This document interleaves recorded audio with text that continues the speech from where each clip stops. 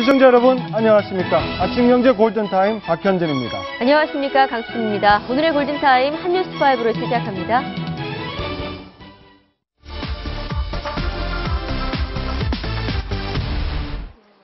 국회 교문위 소속 야당 의원들은 어젯밤 8시쯤 갑자기 국립국제교육원을 찾아갔습니다. 지난달부터 이곳에서 정부의 역사교과서 국정화 추진 비밀팀이 운영되고 있다는 제보를 받았다며 현장 확인에 나선 것입니다. 9월 하순 정도부터 이 회의를 진행했다고 하고 청와대 교문수석도 회의에 참여했다는 제보도 있고요. 이러한 제보가 다 사실이라고 하면 명백히 법적 위반과 야당 의원들은 사무실 내부 확인을 요구했지만 교육부 직원으로 보이는 남성들이 문을 걸어 잠그면서 새벽까지 대치가 이어졌습니다. 야당 의원들이 왔다는 신고를 받고 경찰도 출동했습니다. 야당은 정부가 국정화 비밀팀을 운영하는 근거라며 자료를 공개했습니다. 국민 여론을 조작하겠다라고 하는 거 아닙니까? 정부의 입맛에 맞게 국민 여론을 만들어내겠다 이런 의도잖아요. 이건 정당하지 못한 거죠. 공개한 자료에는 단장인 충북대 사무국장 오모 씨를 비롯한 21명의 팀 구성안이 적혀 있고 언론관리계획과 학부모 동향 파악, 청와대 회의 지원까지 구체적 역할도 적혀 있습니다. 하지만 교육부는 야당의 주장을 일축했습니다. 교육부는 효율적인 업무 추진을 위해 현행 역사교육지원팀의 인력을 보강 운영하고 있는 것이라고 입장을 밝혔습니다. 여당도 야당이 교육부 소속의 업무팀을 급습한 것 자체가 무리수라며 비밀팀 운영 주장을 비판했습니다. 채널A 뉴스 조영민입니다.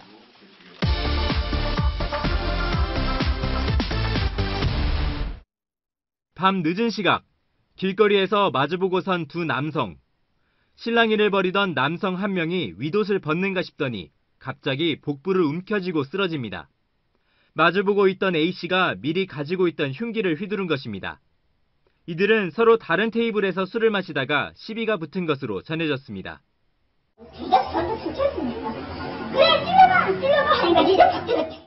그런데 A씨의 범행은 여기서 끝나지 않았습니다. 흉기에 찔린 남성이 쓰러진 사이 피해 남성의 일행인 50대 남성에게도 흉기를 휘두른 것입니다. 한 사람은 피를 그 사람한테 도망을 갔는데 한 사람이 칼을 찔려서 피를 이렇게 쥐고 잡으러 갔는데 A씨가 휘두른 흉기에 부상을 당한 두 남성은 병원으로 옮겨졌지만 생명에는 지장이 없는 것으로 알려졌습니다. 범행 뒤 달아났던 A씨도 사건을 목격한 주민의 신고를 받고 출동한 경찰에게 붙잡혔습니다. 경찰은 A씨를 상대로 구체적인 범행 동기 등을 조사하고 있습니다. 채널A 뉴스 황규락입니다.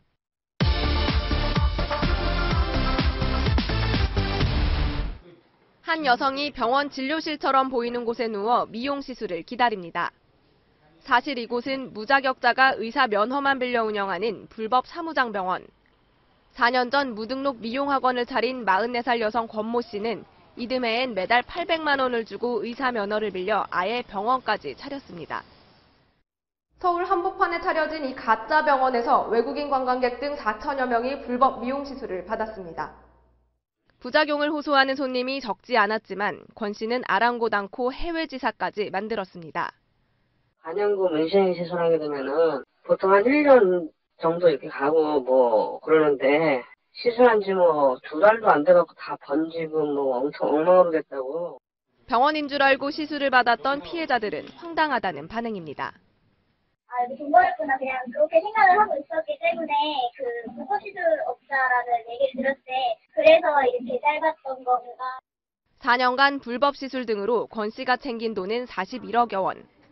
무자격자인 권 씨에게서 미용 시술을 배운 수강생도 1,200명이나 됩니다. 경찰은 권 씨를 구속하고 관련자 10명을 불구속 입건했습니다. 국민건강보험공단에 따르면 사무장병원은 꾸준히 늘어 2010년 이후 840여 건이 적발됐습니다. 정부는 사무장병원을 신고하는 사람에게 고액의 포상금까지 주는 실정입니다. 채널A 뉴스 정부경입니다.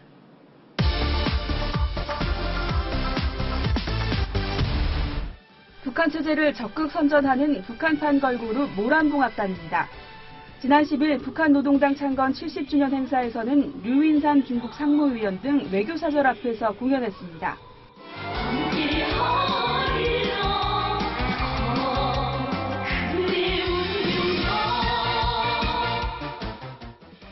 김정은 노동당 제1비서는 이런 모란봉악단과 공훈국가합창단 예술인들을 특별 진급시켰습니다.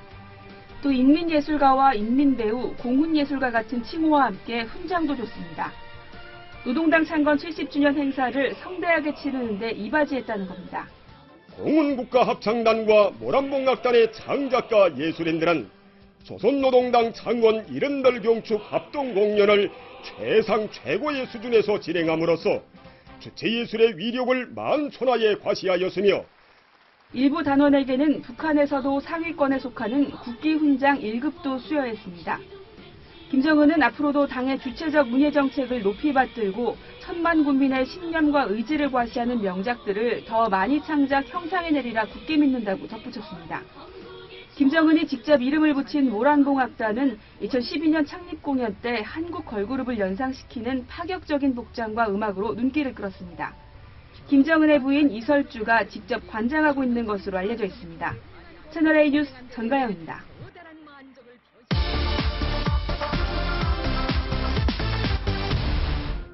곱게 한복을 차려입은 북한의 접대원들이 나이 많은 이산 가족들을 살뜰히 챙깁니다. 직접 술병을 들고 다니며 잔마다 술을 채워주기도 하고 먹기 편하게 개인 접시마다 음식을 덜어주기도 합니다. 지난 1차 상봉 때 빼어난 외모로 주목받았던 양윤미 접대원 역시 2차 상봉 첫날부터 모습을 드러냈습니다. 이번에도 취재진과 상봉 가족들의 기념사진 촬영 요청이 이어지는 등 많은 관심이 쏠렸습니다. 남측에서 매우 인기가 있는데 알고 있냐는 남한 기자의 질문에 처음엔 대답을 피하던 양윤미 접대원은 수줍어하며 알고 있습니다라고 대답하기도 했습니다. 북한 접대원 대부분이 금강산 주변 지역 출신인데 반해 양윤미 접대원은 평양 출신인 것으로 알려졌습니다. 한편 북한이 준비한 점심 상봉엔 팥빵과 왕새우찜 등이 상에 올랐습니다. 분위기가 무르익자 남북 가족들은 노래를 부르고 덩실덩실 춤을 추며 만남의 기쁨을 나눴습니다. 남북 가족들이 어깨동무를 한 채 오열하며 부르는 노래엔 그리움에 사무쳤던 마음이 고스란히 녹아납니다.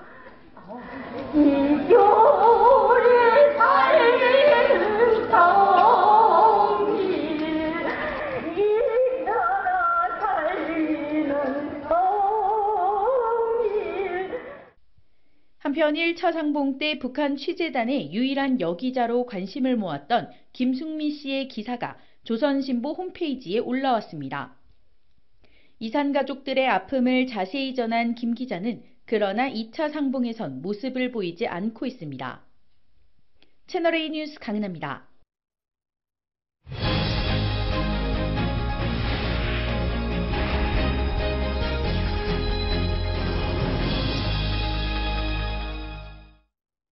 네, 요즘 일교차 때문에 감기 걸리기 딱 좋은 날씨죠. 감기가 일주일 이상 걸린다면 폐렴을 의심해 봐야 한다고 하는데요. 네, 노인 사망률 원인 가운데도 이 폐렴이 굉장히 높다고 하는데요. 폐렴의 예방과 치료법에 대해서 알아보겠습니다. 오늘 한림대 성심병원 정기석 원장 모셨습니다. 어서 오세요. 어서 오십시오. 안녕하십니까. 네, 지난해 12,000명 이상이 폐렴으로 사망했다고 하는데 예. 굉장히 노인 가운데서 사망률이 굉장히 높고요. 전체 사망률에서도 5위라고 하지 않습니까? 어떻습니까? 왜 폐렴에 이렇게 걸리는 겁니까? 폐렴의 원인 좀 설명을 해 주시죠. 네, 폐렴은 폐렴을 일으키는 균이 몸에 들어가서 생기는 겁니다. 네. 그 균이 굉장히 다양한데요. 네. 우리나라에서 가장 많이 걸리는 원인균이 폐렴구균이라는 겁니다. 폐렴구균. 네. 한 30% 정도의 폐렴이 그것 때문에 생기는 것이죠. 네, 그렇다면 이 폐렴구균 한번 걸리게 되면 옆 사람에게나 뭐 지인들에게 감염이 좀 쉬운 편입니까? 그렇습니다. 폐렴구균은 누구나 다 가지고 있어요. 예. 소량을. 네. 근데 내가 면역력이 떨어지면 몸에 들어가게 됩니다. 네. 내려가기 때문에 네. 균이 창고를 한다고 하죠. 좀 많아지죠. 그러면 네. 이제 기침을 막 하게 되면 그것이 퍼져가지고 지난번에 메르스 같이 네. 균이 퍼져나가서 다른 사람한테도 폐렴을 일으키게 되는 거죠. 폐렴도 전염이 된다. 그렇습니다. 네. 근데 어떻습니까? 사실 증상을 보면 감기와 폐렴 일반인들은 잘 구분하기 어렵지 않습니까? 네. 그러다 보니까 병을 키우는 경우가 많은데 이게 뭐 감기 단순 감기 아니냐 이러고 그냥 지나쳐 버릴 수도 있는데 어떤 차이가 가장 좀 중요한 차이입니까? 예, 우리가 일반인들이 보통 파악하기에. 열이 나고 목 아프고 기침하고 하면은 감기라고 생각을 하죠. 네. 그런데 이 감기가 하루 이틀 지났는데 잘 안 낫고 열이 더 심하게 나고 가래가 나오기 시작합니다. 네. 심할 때는 가슴이 아프고 숨이 차기도 하고 그러면 폐렴이 됐다고 생각하고 얼른 병원에 가보셔야 됩니다. 지금 자막이 저기 화면에 나오고 있는데 기침이 2주 이상 계속된다. 단순히 일반 감기면 뭐 이틀, 3일 정도는 날 텐데 저 정도 장기간 기침이 되면 일단은 폐렴을 의심해 봐야 된다. 이런 말씀이시죠? 네. 엄마 입장에서는 사실 이 기침이 심해졌을 때 폐렴과 기침 감기 구분이 굉장히 쉽지 않던데 폐렴 구균 예방접종을 아기들은 하거든요. 네. 어른들은 안 해도 됩니까? 어른도 해야 됩니다. 예. 이제 아가들이 하는 이유는 면역이 잘 안 생기기 때문에 그 면역을 만들어 주는 거고요. 어른들은 50세가 넘으면 면역이 떨어집니다. 예. 그렇기 때문에 예방접종을 해서 면역을 증강시켜줘야 되는 것이죠. 네. 그러니까 주위에서는 어른들이 이렇게 폐렴 구균 예방접종 맞는 건 저도 잘 보질 못한 것 같은데 그러니까요. 일단 면역력이 떨어지는 50세 이상은 이제 맞아야 된다. 일명 이게 효도 백신입니다. 그래서 부모님들한테 꼭 챙겨보시고 놔드리는 것이 원칙입니다. 네. 어르신들은 당연히 놔드려야 될 것 같은데 젊은이들도 요즘에는 뭐 여러 가지 이유 때문에 면역력이 좀 저하된 사람들도 있지 않습니까? 본인이 그럴 땐 좀 맞는 게 좋은가요? 네, 이제 만성 질환자들이죠. 대표적인 게 당뇨병, 그다음에 고혈압, 간 질환, 홍파병, 그다음에 이제 호흡기 질환 중에서 천식, COPD라고 불리는 만성 폐질환 이런 경우에는 나이가 50세 미만이라도 꼭 맞으셔야 합니다. 네. 지금 보면 폐규균 예방 접종 얘기하셨는데 백신이 두 가지 종류가 있는 것 같아요. 뭐 13가, 23가. 뭐가 다른 겁니까? 네. 우선 아이들한테 놔주는 것은 13가입니다. 예, 3번 놓죠. 근데 어른들은 23가를 그동안 나와왔습니다. 그런데 문제는 이 23가의 폐렴 예방 효과가 뚜렷지 않다는 것이죠. 예, 그래서 13가가 나타나게 됐고 어른들한테도 13가를 놓는 것이 훨씬 더 효과적이다. 그렇게 생각을 하고 있습니다. 네, 알겠습니다. 요즘 인플루엔자 백신 많이 맞지 않습니까? 이거 같이 맞아도 되는지 좀 걱정도 되고 아무 문제가 없습니까? 네, 같이 맞으셔야 돼요. 오른팔에 같이 맞아야 된다. 한 번 맞고 왼팔에 한 번 맞고. 네. 왜냐하면 감기가 우리 만병의 근원이라고 하잖아요. 그래서 감기에 걸리면 폐렴이 잘 온단 말이죠. 그래서 독감도 역시 심한 감기 일종이기 때문에 독감을 예방해야 폐렴이 덜 오게 되는 것입니다. 그래서 같이 맞으셔야 되죠. 근데 지금 보통 11월 초기 때문에 이제는 독감 백신은 거의들 많이 맞았거든요. 그럼 그 이후에 가서 폐렴 구균 다시 맞아도 됩니까? 네, 언제든지 맞으셔도 되고요. 13가 같은 경우는 평생 한 번이니까 언제라도 한 번만 맞으시면 잊어버리고 지내시면 됩니다. 근데 저희가 지금 저 같은 경우도 제가 맞았는지 안 맞았는지 기억을 못 하겠고 이거 확인할 방법은 있습니까? 이제 주로 단골로 가는 병원이나 의원에 가서 물어보시고 그래도 확인이 안 되면 일단 1년이 넘었다고 생각되시면 맞으셔도 됩니다. 또 맞아도 된다? 2번 맞아서 크게 낭패날 일은 없습니다. 네, 알겠습니다. 그렇다면 이제 겨울이 다가오니까 생활 속에서 우리가 폐렴에 안 걸리기 위해서 할 수 있는 일, 좀 구체적인 게 어떤 게 있을까요? 예방법이 결정적인 거는 없다는 것이 아쉬운 점인데요. 없다. 결국 지난번 우리 국민들이 메르스 겪으면서도 아셨지만 손 잘 씻는 거, 감기 안 걸리게 하는 거, 그리고 기침 예절 잘 지키는 것, 그것이 가장 중요한 기침 예절이라고 하면 이렇게 기침할 때 이렇게 하시거나 손수건이나 손으로 하시고 손을 반드시 닦아주시고 그것만 잘해도 옆 사람한테 옮기는 걸 아주 잘 막을 수가 있죠. 네, 알겠습니다. 오늘 말씀 고맙습니다. 감사합니다. 감사합니다.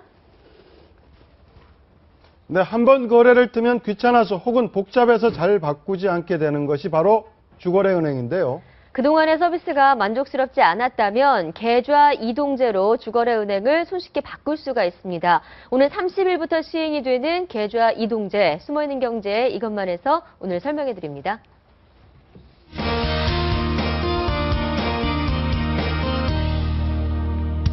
네, 오늘은 오는 30일부터 시행되는 계좌 이동제에 대해 알려드리겠습니다. 오랫동안 한 은행만을 이용하다 보면 아무리 주거래은행이라고 해도 마음에 들지 않는 경우가 종종 있는데요. 실제로 은행 고객의 51%가 주거래은행 변경을 원한다는 조사 결과도 있었습니다. 하지만 그럼에도 불구하고 주거래은행은 한 번 선택하면 바꾸기가 참 쉽지 않은데요. 계좌에 연결된 급여나 공과금 이체를 내가 직접 일일이 해지한 뒤 다시 하나하나 새로운 은행으로 옮겨야 하기 때문입니다. 하지만 이달 말부터는 거래은행을 쉽게 바꿀 수 있는 계좌 이동제가 시작되는데요. 계좌 이동제가 시작되면 자동이체 통합관리 시스템 페이인포를 이용해서 카드비, 아파트 관리비 등 각종 자동이체 납부 계좌를 한 번에 손쉽게 바꿀 수 있습니다. 페이인포에 접속해서 본인의 주민등록번호나 사업자 등록번호를 입력하고 같은 이름 앞으로 발행된 공인인증서로 인증만 하면 되는 건데요. 이에 따라 시중은행들은 기존 고객을 지키고 신규 고객을 유치하기 위해 여러 특화 상품을 개발 중이라고 하니까요. 이번 기회에 나에게 유리한 금융상품이 많은 은행으로 주거래은행을 바꿔보는 것도 좋을 것 같습니다. 그럼 숨어있는 경제 이것만, 다음 시간에는 더 유익한 정보 가지고 돌아오겠습니다. 오늘 아침 경제 골든타임 박상원 공간과 미디어 연구소 소장, 이호선 송실사이버대학교 교수, 정철진 경제 칼럼니스트, 김태현 변호사 네 분과 함께합니다. 어서 오세요. 네, 폐지된 지 100년이 넘은 노예제도가 21세기에 새롭게 등장한 것 같습니다. 이른바 불륜 노예라고 부르고 있는데요. 유부녀와 교제한 20대 회사원, 2년 동안 노예로 살았다는 황당 사건이 있습니다. 김태현 변호사가 파헤쳐드립니다. 유부녀와의 불륜, 지금 간통죄가 폐지돼서 죄가 되지는 않지만 몇 년 전까지만 해도 범죄였습니다. 그런데 유부녀와 불륜을 했다는 그런 이유 하나만으로 그 부부, 유부녀와 그 상대 남편에게 노예처럼 2년 동안 생활한 참 엽기적이고 황당한 사건이 있었습니다. 2012년에 있었던 일입니다. 피해자인 회사원 A씨, 25살의 건장한 남성입니다. 유부녀 김모 씨와 인터넷 채팅을 통해서 알게 됐는데 온라인상의 만남이 오프라인까지 이어져서 연인 관계로 발전을 합니다. 그 연인 관계를 한 1년여 지속하고 나서 갑자기 이 남자 피해자 A씨에게 충격적인 일이 발생했습니다. 처녀인 줄 알았던 그 여성이 유부녀였고 남편과 같이 나타난 겁니다. 그 남편, 이 피해자를 협박합니다. 야, 너 유부녀와 불륜을 한 건데 너희 부모님과 회사에 내가 알릴 거야. 이거 알리고 싶지 않으면 나에게 돈을 줘. 이렇게 협박을 하죠. 그래서 월급의 일정 부분을 본인이 쓸 생활비만 빼놓고 전부 다 이 부부에게 헌납을 하고 맙니다. 그런데 여기서 사건은 끝이 아니었습니다. 이 남자, 이 부부를 피해서 PC방을 전전하고 살았는데 어느 날 갑자기 나타나서 본인들이 살고 있는 논산으로 납치를 한 겁니다. 거기서 폭행을 하기도 하고 이 피해 남성의 옷을 벗기고 성적인 행위를 연상시키는 동영상을 찍어서 협박까지 하게 합니다. 또 각서도 작성합니다. 전직 회사를 퇴사했을 때 받았던 퇴직금의 일부를 가로채고 이 남성을 부려먹기 위해서 이 부부, 이 피해 남성을 다른 회사에 취직을 시킵니다. 그리고 나서 지속적으로 그 월급을 강취합니다. 결국 견디다 못한 이 남성의 신고로 사건은 수사가 시작이 됐고 결국 이 부부 징역 1년의 실형을 선고받습니다. 그런데 정말 이해가지 않은 측면이 있습니다. 이 피해 남성, 물론 유부녀의 불륜이 범죄는 맞지만 그 이유만으로 이렇게 몇 년 동안 노예 생활을 했다는 점 딱히 이해가 가지 않습니다. 도저히 어떤 심리적인 배경이 있길래 이런 피해를 감수하고 살았던 것일까요? 지금까지 김태현의 사건 브리핑이었습니다. 네, 김태현 변호사가 말씀을 하셨듯이 이해가 가지 않습니다. 물론 불륜을 저지른 것도 맞고 그것이 어떤 단초가 돼서 이렇게 노예 각서까지 쓰게 된 것도 맞는데 한번 도망을 쳤지 않습니까? 2013년에 2천여만 원을 빼앗긴 다음에 도망을 쳤다면 그 이후에 뭐 직장도 없고 하면 그때쯤이면 좀 놓여놔야 되는 거 아닌지, 그 이후에도 왜 계속 이렇게 잡혀 사는지. 근데 아마 그렇게 할 땐 우리가 생각할 때는 아니 그런 사정이 있었는데 도망가고 그리고 그 다음에 이미 거의 끝났다시피 된 상황을 왜 다시 반복하는가 네. 이런 생각이 들 수 있는데요. 아마 다시 한번 그 잡히기까지 그 과정이 아마 대단한 일들이 많이 있었을 겁니다.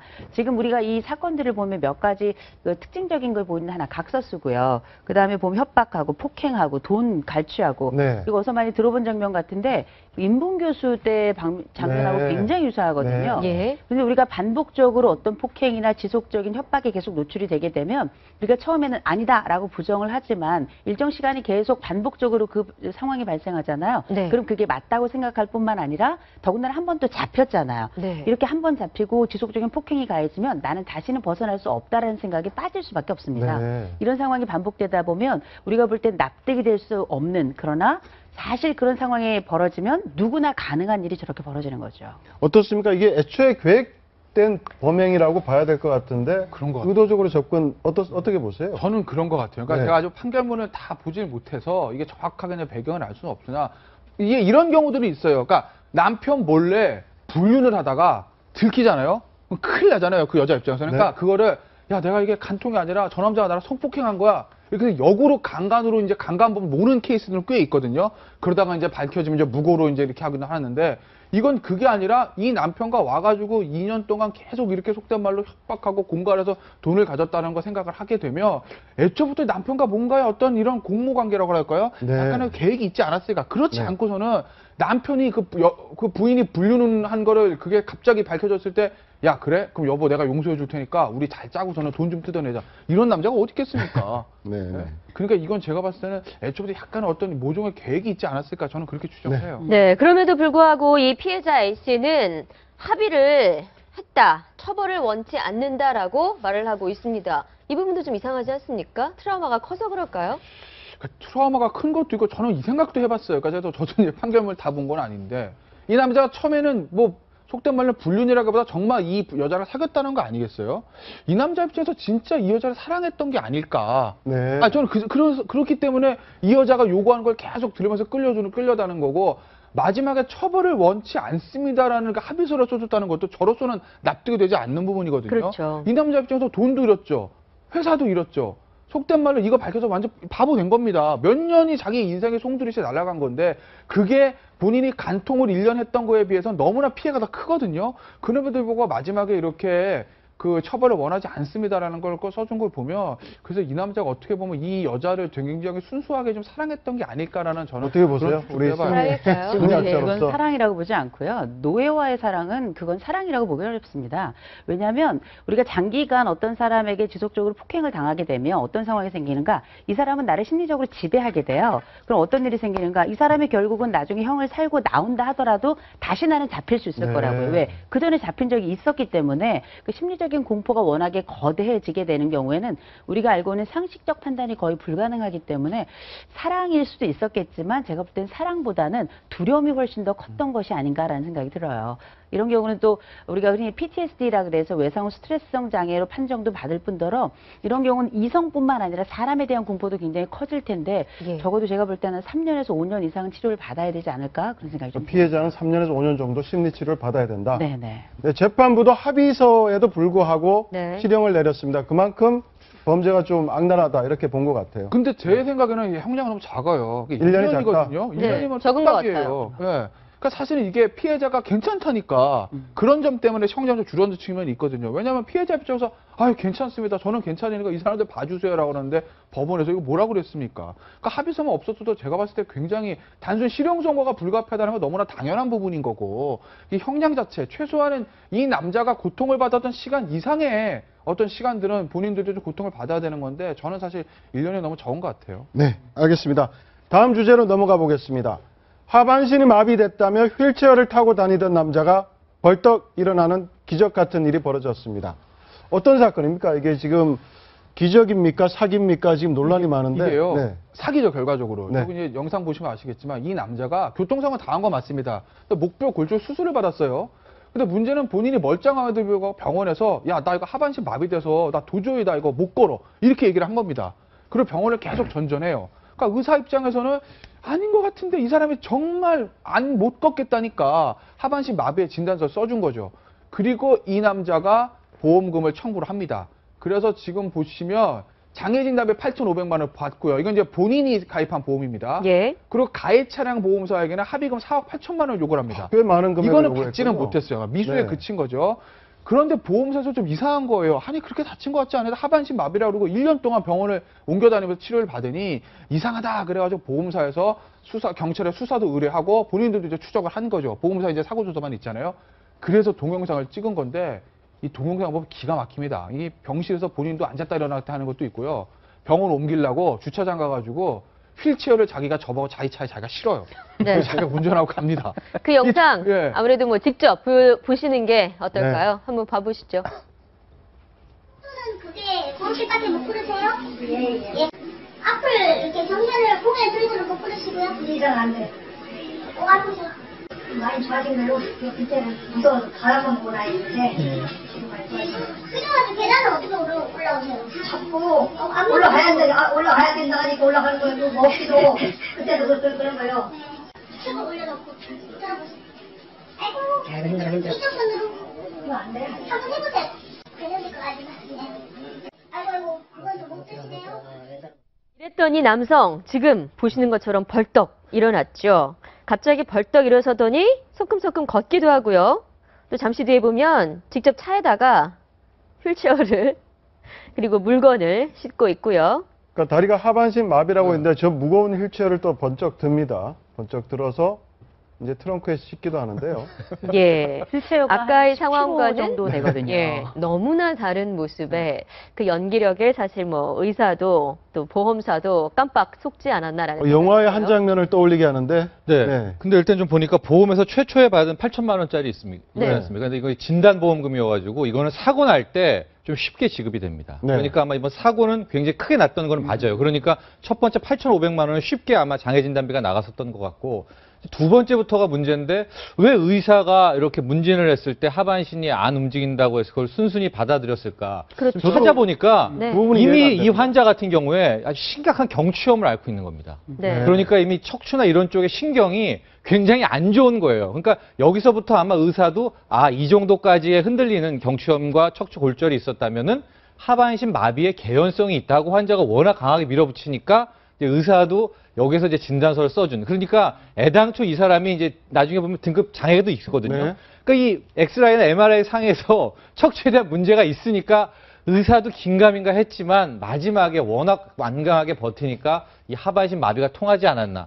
일반인 뭐 저 같은 사람이 가서 하반신 안 움직여야 하면은 이거는 금방 들통이 네. 나는데 아마 이 환자 같은 경우에 좀 특수한 케이스가 있었던 것 네, 같아요. 이 환자 같은 경우 말씀하셨듯이 97년에 강직성 경추염으로 네. 장애인 판정을 이미 받았었다고 그렇죠. 합니다. 그런데 또 거기서 약간 의문이 드는 게 그렇다면 보험 가입이 쉽지 않았을 것 같다는 생각은 들거든요. 청약서를 봐야 되거든요. 근데 예. 과거 경험이나 이런 거 병력을 기재했을 때 그 병력이 기재가 안 돼 있다라고 하면은 받았던 8,500만 원 다 돌려줘야 되거든요. 네. 그러니까 거기에 대한 걸 한번 살펴봐야 돼요. 네. 이 사건 같은 경우에는 제가 알기로는 안 쓴 거로 저는 알고 있어요. 그렇습니까? 네, 경추염 같은 거 안 썼다고 하거든요. 네. 그러니까 보험 가입할 때부터 사실은 어떤 본인의 어떤 고지 의무를 이행하지 않은 거죠. 네. 근데 이 의사는 책임이 없습니까? 근데 아니, 이제 제가 정말 이해가 안 되는 네. 게 어떻게 저걸 오진을 할 수가 있죠? 저- 환자 말만 믿고 나는 네. 하반신 마비다. 오케이, 하반신 마비. 예. 마비에 이렇게 진단을 나타나는 내리지 징후들이 있지 않습니까? 않습니까? 제가 이제 우리나라 대형 병원에서 한 2년 정도 일을 했었는데요. 네. 우리가 실질적으로 이제 MRI나 이런 것들이 굉장히 잘 돼 있잖아요. 잘 돼 있어서 다 잡을 것 같은데 그럼에도 불구하고 증상은 있는데 분명히 병원 그 기록에는 나타나지 않는 것들이 꽤 있기 때문에 네. 사실 의사들도 설명하지 못하고 환자가 끝까지 우기게 되면 사실은 그 부분은 어떻게 할 도리가 없는 거거든요. 실제로 선의의 피해자도 있는 게요. 척수 수술을 하게 되면은 이 네. 목에 이 디스크 수술할 때 마비들 오거든요. 6개월에서 1년 가까이. 그렇죠. 멀쩡해도 마비가 옵니다. 그러니까 실제로 마비가 오는 경우가 있으니까 그 의사도 그런 임상적인 사례 때문에 버티면 써줄 수밖에 없는 네. 그런 사례가 있죠. 네, 정말 영화 같은 사기 아마 많이들 보셨을 네. 텐데 저희가 방금 보여드린 영상 유주얼 서스펙트와 좀 비슷하지 않나라는 지적들이 있어서 영상 보여드렸었고요. 네, 범인이 지금 저러다가 지금 제대로 걷고 있죠. 잘 영화죠. 걷고 있죠. 네. 처음에는 이 경찰 같은 경우에도 그 공범은 있지 않나라고 의심을 하고서는 그 손해사정인이라고 하죠. 네. 그 손해사정인이랑 진단서를 발급한 의사도 한번 조금 들여다보았던 것 같아요. 근데 현재까지는 아직 뭐 그거는 아닌 것 같고 일단 이 남자의 단독 범행인 거고 그리고 의사 입장에서도 말씀드린 대로 그 정철 칼럼니스트가 얘기한 대로 이게 너무 그렇다고 하니까 그리고 예전에 병력도 있다고 하니까 그럼 좀 긴가민가하면서 써준 것 같아서 지금 뭐 알려진 얘기로 말하면 그 의사한테 가가지고 이 동영상을 형사가 경찰에 보여줬더니 정말 어이없다는 듯이 웃었다. 아이고 나도 속았구나. 아까 그 유주얼 서스펙트 화면 나오듯이 아마 그런 반응을 보였다고 네. 봐서 의사도 네. 어이없는 반응. 의사도 지금 의사도 속인 아주 그냥 황당한 사기범 사건으로 끝나. 우리나라에서 유독 이렇게 보험 사기가 많은 이유, 처벌이 좀 낮기 때문입니까? 네, 뭐 경제범에 대한 뭐 전반적인 처벌이 낮은 그 중에 하나가 또 보험 처벌이기도 한데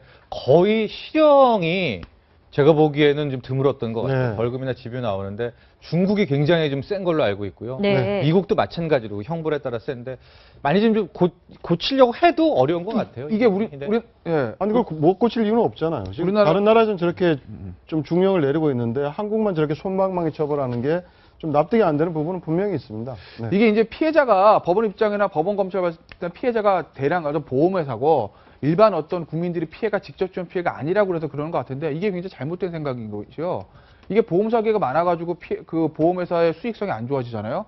그럼 결국 그거 보험 가입자한테 손해가 전가돼요. 네. 보험료를 올릴 수밖에 없거든요. 그런 것 때문에 보험회사가 적자나면 날수록. 그렇기 때문에 이 사기 같은 경우에도 어떻게 보면 일반 피해자를 어떤 일반 국민들을 직접적으로 상대로 한 사기범처럼 저는 좀 엄벌할 필요가 있다. 왜냐하면 모든 사람들, 어떤 특정인이 아니라 보험가입자 모두가 피해자가 잠재적 피해자가 될 수 있는 그런 범죄거든요. 그리고 네. 보험사기 우리나라에 상대적으로 외국에 비해서 너무 많습니다. 숫자가.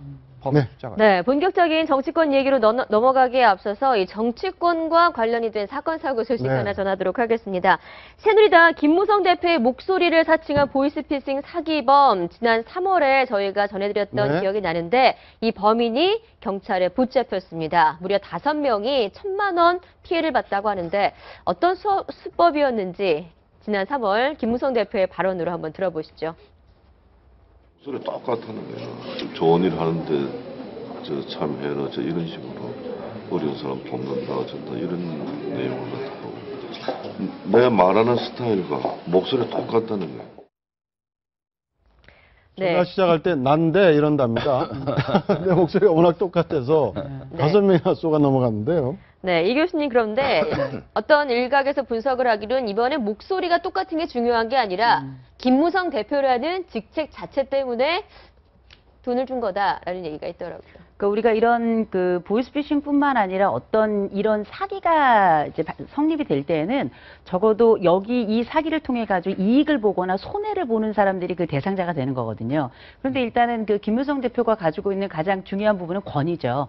이 권위가 나타났을 때 그 권위를 통해서 그 권위가 어떤 제안을 했을 때 그 제안을 받아들이거나 혹은 거부했을 때 이익이나 손해가 발생할 사람들이면 가능했을 텐데 그럼 실제 그 피해자들 특별히 이 피해자로 알려져 있는 이 50대 이 사람이 가지고 있는 수첩에 적힌 전화번호에 봤더니 뭐 대학 총장, 교수, 또 중고등학교 교장 선생님, 기업체 사장, 뭐 지역 정치인 이런 사람들 이름이 빼곡히 적혀 있었다는 거예요.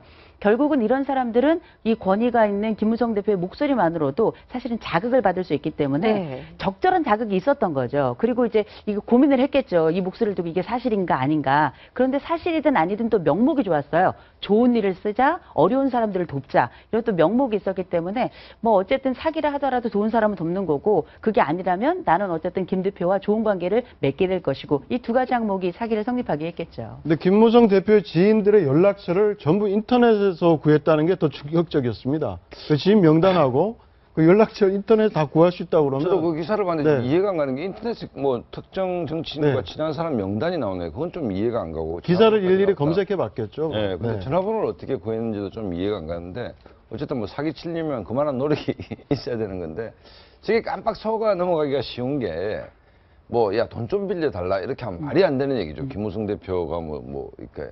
근데 이제 뭐 불우유톱자.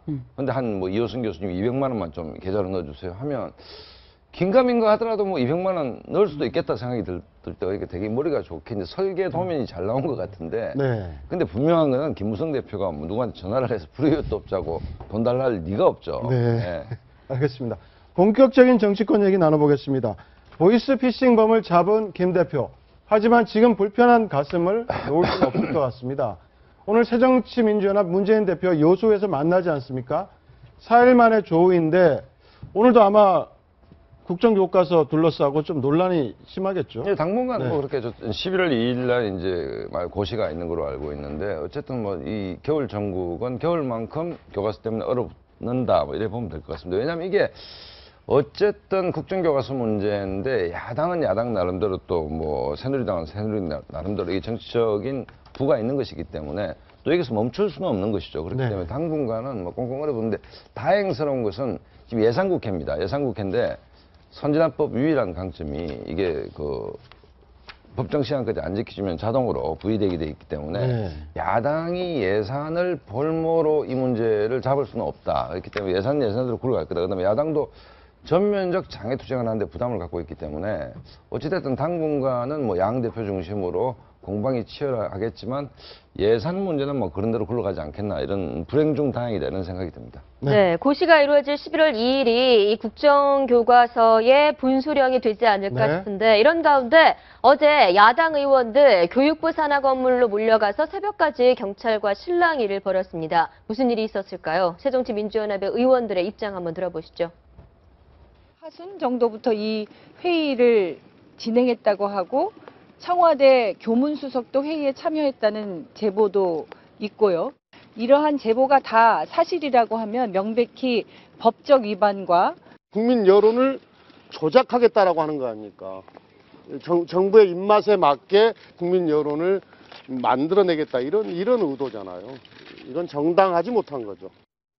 어떻습니까? 어젯밤 저녁 8시죠. 무슨 일이 벌어진 겁니까? 이게 이제 TF팀이라는 건데요. 태스크 포스라고 이제 어떤 한 사안을 위해서 집중적으로 이제 팀을 만든 이제 여기에 대한 논란입니다. 어젯밤에 어떤 일이 있었냐면은 이제 야당 의원들이 이제 국립국제교육원이라고 이제 야당 의원들은 이제 교문위 소속들입니다. 이제 그렇죠. 가서 이제 이 안에 이 비밀 태스크 포스 팀이 가동이 돼 있다. 즉 교육부가 이 국정화 관련해 가지고 비밀 조직, 그러니까 사조직을 운영해서 뭐 국정화에 대한 내용이라든가 앞으로 향후 이 논의를 한 조직이 있다라는 걸로 이제 이 경찰과 대치를 벌였는데 여기서의 쟁점은 이제 교육부의 입장은 이게 기존의 역사 교육 지원팀을 확대 편성해서 어차피 국정화를 하는 거니까 그것을 준비한 거였다라는 이제 공식적인 조직이다라고 주장을 하고 있는 거고 어제와 오늘 지금 야당이 계속 말하는 것은 이게 단순히 역사 교육 지원팀이 아니라 그거와는 별도로 비밀 조직 사조직으로 TF팀을 교육부 밖에서 운영했다. 그러니까 다시 한번 저 TF팀을 놓고선 그 성격과 활동과 과연 불법이냐 합법이냐를 놓고선 지금 아마 오늘 내내 또 저걸 가지고 네, 어제 밤 8시에 방문했다가 새벽 1, 2시에 철수를 했고요. 아니 그러니까 오늘 오전에 또 방문한다고 야당 하고요. 말대로 그게 네. 다 사실이다 치더라도 그게 무슨 문제가 되죠. 국정교과서 문제는 국회에서 통해 정부 시행령으로 가는 것이고 교육부에서 그 TF팀을 만들었고 사실인지 아닌지 모르겠는데 교문수석이 와서 회의를 했다. 정부 방침으로 지금 야당의 반대가 심한데 그럼 이거 전체가 팩트라 한들 이게 왜 문제가 되는지 저로서는 알 방법이 없다. 그러니까 지금 새정치민주연합에서 문제를 삼는 지점은 제가 볼 때는 두 가지인 것 같습니다. 즉 TF팀이 꾸려졌다는 거는 교육부에서도 인정을 했던 면이 있는데 문제는 이제 국정화 방침이 정해지기 전인 9월 말에 차려졌다면 문제 아니냐라고 지적을 하고 있는 부분이 있고 상황보고팀인가요? 거기서 청와대에 일을 보고한 거는 문제지 않냐. 요 지점을 지금 지적하는 것 같거든요. 아니 국정화 방침이 정해지지 않아서 또 TF팀을 꾸릴 수 있죠. 교과서 문제가 있다라면 어떤 방법으로 갈 것인지 국정화가 교육부 내부의 방침이라면 이게 과연 뭐 국민 여론이 어떨 것인지 TF팀을 상극적으로 꾸려졌다 없었다 하는 겁니다. 교과서 문제, 개편 문제는 중요한 문제이기 때문에 꾸려지는 문제고 이 문제를 청와대 교육문화수석한테 보고를 했다. 그게 또 왜 이상하죠? 그러면 정부와 청와대는 별개입니까? 그건 당연히 보고해야 되는 것이고 이게 만약에 총선과 관련해서 행자부 안에 무슨 TF팀이 꾸려져 가지고 새누리당이 이기게 하는 방법을 연구했다면 그건 정말 국기문란 행위지만 교과서 문제는 황교안 장관도 기자회견을 통해서 국정화로 가겠다 얘기를 했고 그 이전에 교육부에서 TF팀이 꾸려졌다 한들 이게 왜 문제가 되는지 저로서는 좀 알 길이 없어요. 근데 야당 측 주장은 바로 10월 8일 날 국정감사 때 황우여 부총리께서 국정화 관련 지금 결정된 게 없다라고 얘기를 했는데 이미 그 이전에 9월 말부터 준비를 하고 있었다. 이건 뭐냐? 인력 보강을 비밀리에 한 것 아니냐? 뭐 이런 지적인 것 같아요. 그게 왜 안 되는 건데요? 이렇게 생각을 해보죠. 예를 들어 방송국에서 어느 프로 하나를 런칭을 한다고 합시다. 뭐 골든타임을 런칭한다고 합시다. 그럼 골든타임을 12월에 런칭하기로 하고 그 다음부터 TF 만듭니까? 그 전부터 팀을 짜서 야 우리가 이러이러한 어떤 경제 프로를 해보려고 하는데 이게 할까 말까 해서 결정이 나면 런칭해서 가는 거고 결정 안 하면 드랍시키는 것이거든요. 어떤 정책을 결정하기 전에 이게 하는 것이 맞는지 아닌지에 대해서 다각도로 운영하는 TF팀은 그거 얼마든지 짤 수 있는 거예요. 그러니까 아까 뭐 자막 보면 직제 위반 나오고 하는데 만약에 교육부에서 야 이거를 말이야 우리 교육부 직원 말고 외부 용역들 막 줘가지고 그럼 새로 예산이 투입돼야 되거든요. 그래서 만약에 TF를 짰다면 야, 왜 예산을 그렇게 함부로 쓰냐라는 어떤 문제는 제기할 수 있어요. 한데 문제는 그게 아니라 교육부에 있는 직원들 가지고 TF를 새로 만들어가지고 어떤 운영을 하는 것이기 때문에 저는 이게 무엇이 문제가 되는지 야당이 전혀 지금 포인트를 잘못 잡고 있다. 저는 그렇게 봐요. 네, 야당은 절차상의 문제는 좀 있을 수 있죠. 근데 네. 지금 네. 뭐 여야 간에 합의가 된 상황도 아니고 네. 사실 저는 뭐 정치는 잘 모릅니다만 적어도 이제 우리가 이런 국정화 문제와 관련해 가지고 전문가들 그 집단도 모아가지고 함께 공청회도 해야 되고 이런 부분이 있거든요. 그런데 그런 행정적인 절차는 잘 이루어졌는지 또 한 가지는 그 시점에 그 이병기 비서실장께서 뭐라 그랬냐면 결국은 이제 지금 그 국정화 그 집필 거부하겠다라고 하는 그 교수들 중에는 실제 집필 해본 사람이 없다 그런데 네. 수두룩하거든요. 네, 그것도 아닌 걸로 도대체 드러나고 이런 있죠. 방향이 왜 이런 식으로 가게 되는가에 대한 의문은 충분히 가질만 하고 이거는 뭐 행정 절차상의 문제도 좀 짚고 넘어가야 되지 않겠나 이 생각을 하게 되죠. 그 여성 교수님 말씀 옳습니다. 그러니까 그거 문제라면 국회에서 자료 요구를 하고 국회 상임위가 있지 않습니까? 거기서 하면 되는 것인데 제가 문제를 삼는 것은 야반면 몰려가가지고 정부 ATF팀 사무실 앞에서 강제로 문 열어라. 그게 일종의 이벤트식 그렇죠. 그게 뭐 충분히 행동이었다. 될 수 있는 네. 문제고 그런 문제인데 뭐 저런 방식이 과연 그러니까 뭐 무슨 말을 하고자 하는지는 알겠는데 저 방식이 옳은가의 문제에 대해서는 좀 뜨악하다는 거죠. 많은 국민들이. 네, 알겠습니다. 지금까지 정치권 소식까지 짚어봤습니다. 고맙습니다. 감사합니다. 네, 다음은 이제 네, 아침을 뜨겁게 달군 연예계 핫이슈를 만나볼 시간입니다. 가보도록 할게요. 네. 네.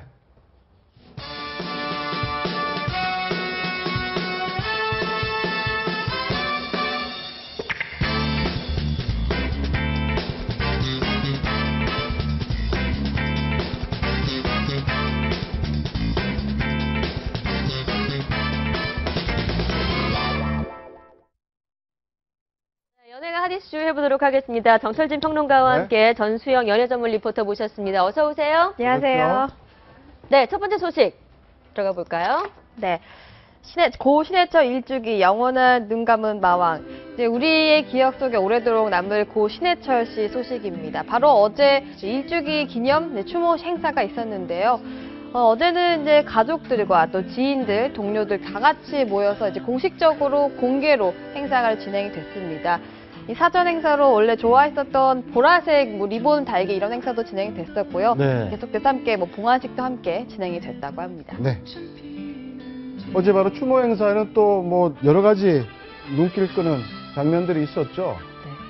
네. 여기를 노래 부르는 것도 있었다고 하던데 어떤 네, 겁니까? 이제 한번 들어볼까요? 저희 들어보고 얘기 나눠보도록 하겠습니다.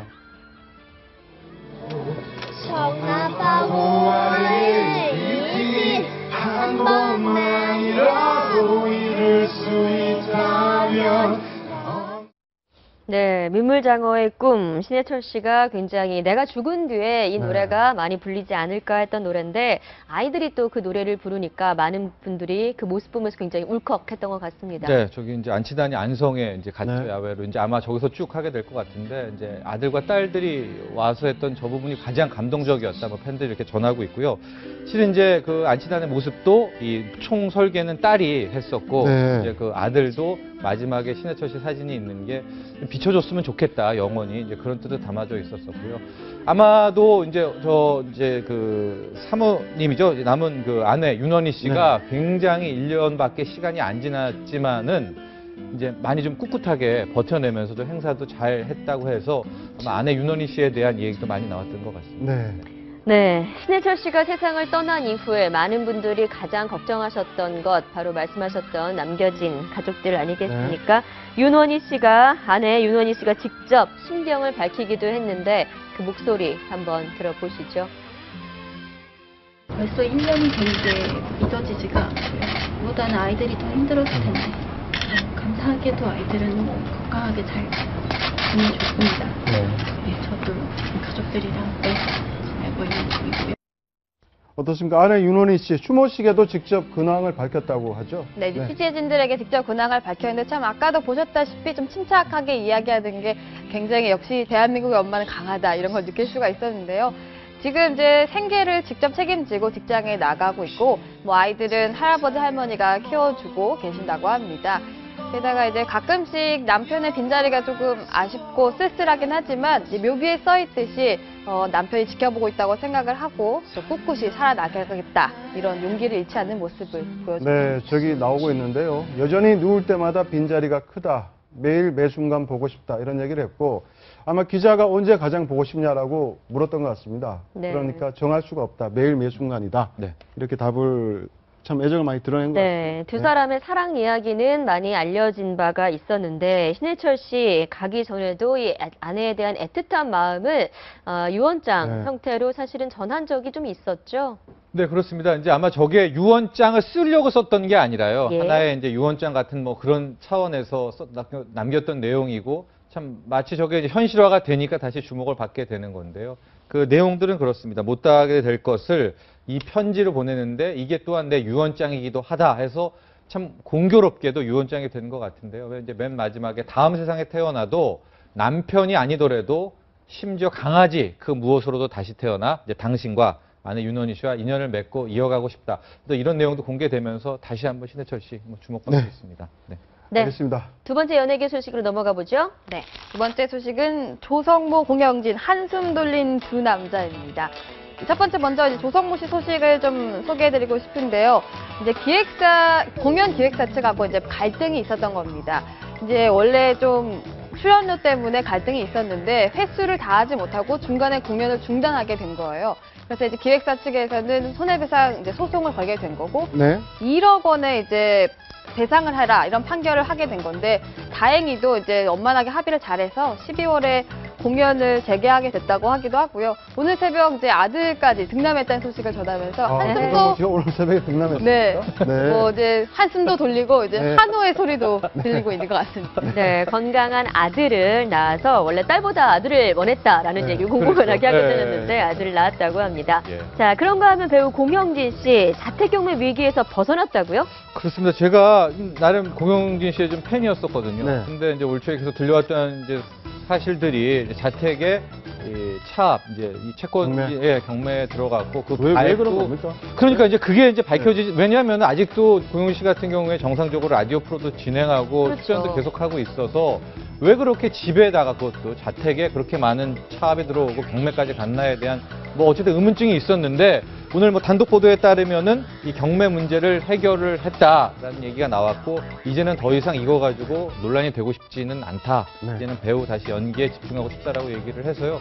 잘 됐다는 생각이 들고요. 뭐 그동안에 왜 이렇게 많이 됐나 이런 걸 떠나서 이제는 다시 다 털고 나왔으니까 뭐 지금부터 활기찬 활동 기대해 봅니다. 알겠습니다. 연예계 소식 짚어봤습니다. 고맙습니다. 감사합니다. 네. 축구장 15배 크기 규모의 6개 테마파크와 대형 스트리트몰이 들어서는 국내 최대 규모의 단일 분양 아파트가 경기도 용인시에 공급됩니다. 민간 건설사가 작은 신도시 하나를 만드는 셈인데요. 시세에 비해서 저렴한 가격도 눈길을 끌었습니다. 김민지 기자가 다녀왔습니다. 경기도 용인시 처인구에 문을 연 견본주택.